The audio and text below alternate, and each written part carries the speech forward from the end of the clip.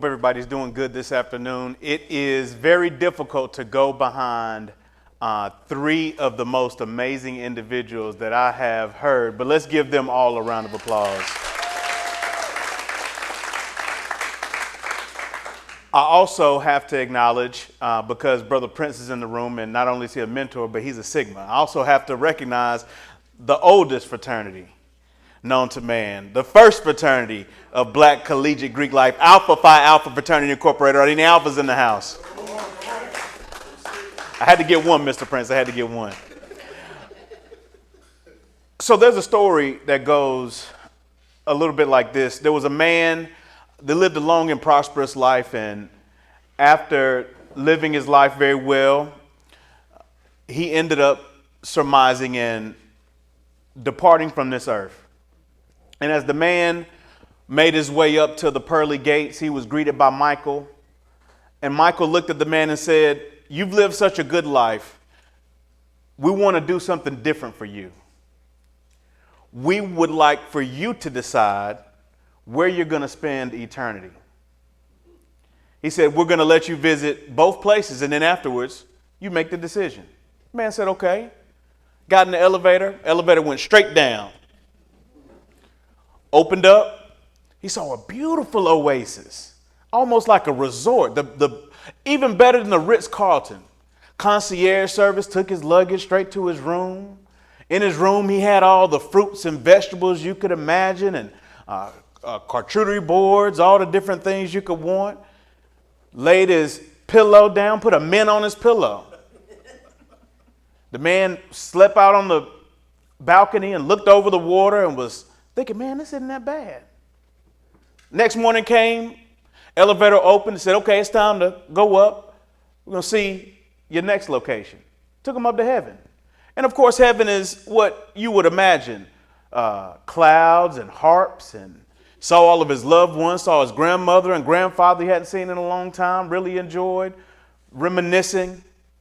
And then after that day was over, he came back to the pearly gates, and Michael said, "All right, you've seen both places. Now it's time for you to make a decision." Man thought for a second and said, "You know what, Michael? I've always said I want to go to heaven, but after what I just saw, I think I'd rather go to hell."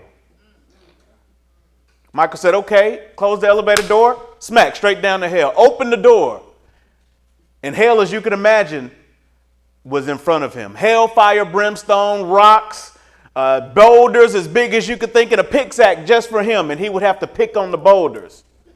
So after about 2 days of doing that and sweating profusely, he saw the devil walking by and said, "Hey, devil, what's going on? This is not the place.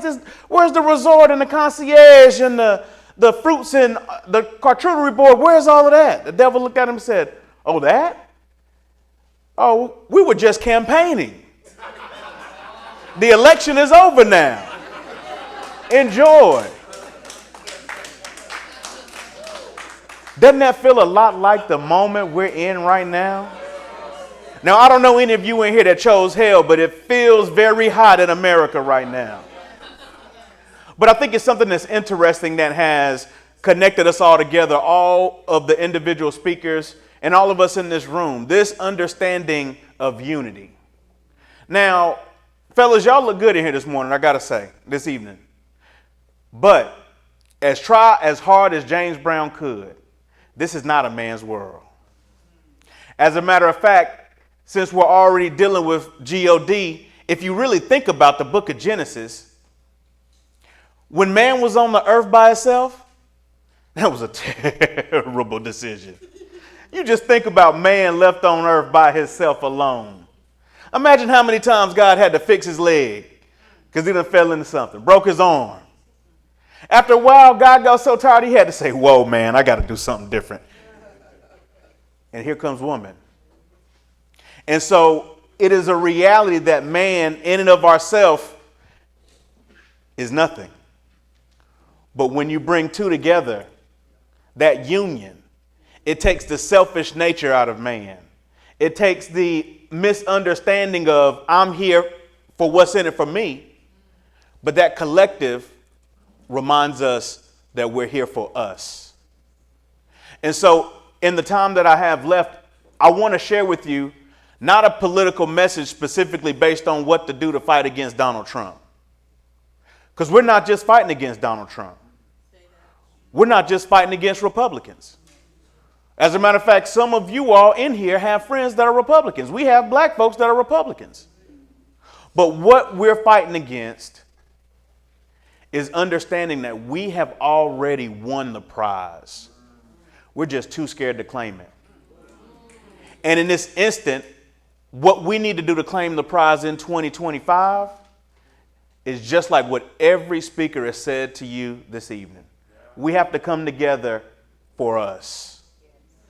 In my work, we deal a lot with institutions, black institutions to be exact. And it is important that we understand the intentionality of black institutions. Now, I mentioned Adam and Eve. Best place to start is the very first institution, the Black Union. Now, for all of us that know, and for Ryan himself to tell us, one income is good, but two incomes can make a future. The same holds true not just economically, but spiritually, socially, and in every stretch of the imagination. One cannot do it by itself. The Black Institution of Love is the birthplace for any liberation that you can ever imagine. It is home for the greatest thoughts, the greatest liberation. And try as we might, you can only go but so far alone. When we think about the black institutions, there are several different important institutions that come from that union of two coming together. The first being the institution of faith. Now, I want us to think very deeply in this space. On a Sunday, it's very hard to think about the complex reality of what faith is and what faith does.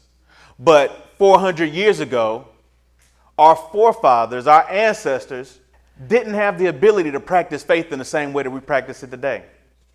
As a matter of fact, faith was the most radical thing you could practice as a slave on a plantation. If you really think about it, it wasn't just the practice of attending church. It was understanding that church is connected to our liberation.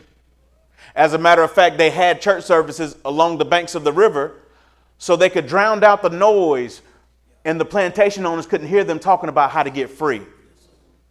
I think it's very real to imagine that there are two ways that one could have gotten liberated. You could have waited for the words of Abraham Lincoln. We hold these truths to be self-evident that all men are created equal. Or you could have listened to what Rachel Boone listened to. Swing low, sweet chariot, coming for to carry me home. It doesn't take policy to liberate black people. You could have waited for Lincoln, or you could have gotten free when you heard Harriet singing softly in the distance. The same holds true in 2025. Our freedom, our liberation is never going to be 100% legislated. It's never going to be 100% adjudicated. Our liberation is already here. There were individuals of us that were getting free way before the Emancipation Proclamation. There were millions of us making ends meet well before they told us that we could earn a living. There were more of us attending church well before they told you could worship in the rafters of the white churches. And so that institution of faith gives us that strength, gives us that courage, gives us that lesson of how to work together for collective liberation. The second institution that's significant is our institutions of academy, our educational institutions. If not for the black church, you wouldn't have had the opportunity to pool our monies together to then create a black college, to then create a black school of thought, black learning. You can't read a ballot if you can't read a Bible. And when we think about the importance of a black church, a black school, you don't even get a black elected official if one doesn't understand how to change policy. These things are intertwined and connected indiscriminately with each other. The next institution that's very important to black people are our civic and service organizations. At the same time they were teaching us what they wanted us to do on the slave lands, we had an understanding that our collective ability could do more than what capitalism at that time wanted us to do. And so from our civic and service societies, we brought together not just schools of thought and learning, but our economic thrust. We're sitting here just a few miles away from Mechanics and Farmers Bank, NC Mutual. Those were institutions created not because government said we're going to include you in a DEI policy. Those weren't institutions that were founded because somebody said, you voted me in, now look what I'm going to do for you. There's an understanding that when we come together, rich, poor, multiple generations, multiple genders, we can accomplish so much more than what we can do as an individual. And our last institution I want to talk to you all about today is very specific and very sacred in and of ourselves. We understand the importance of the black church. We understand the importance of our black academic institutions. We understand the importance of our black governmental engagement. But none of those things amount to anything if we don't have what I started with, black love. So many times we can show up for any and everything. But now America is calling us to show up for ourselves. How many times have you been in a situation where you can tell love ain't in it? You can walk into a school immediately and tell that something is wrong. You can walk into a home and tell that they have been arguing. And now in this country, what we need the most is black love, black unity, and black understanding that when we come together, we can liberate not just ourselves, because black liberation has never been about one individual color or one individual group. But when you lift the black community up, all other communities come right along with it. Right. And so as I begin to close, I want to make sure you understand our important interconnectivity in this space right now is not just for this one conversation. You might have come to support one of the 4 individual speakers, but now we leave united for us. Understanding that we will not make it unless we come together. It doesn't matter what they do in DC. It doesn't matter what they do in this Capitol building right down the road.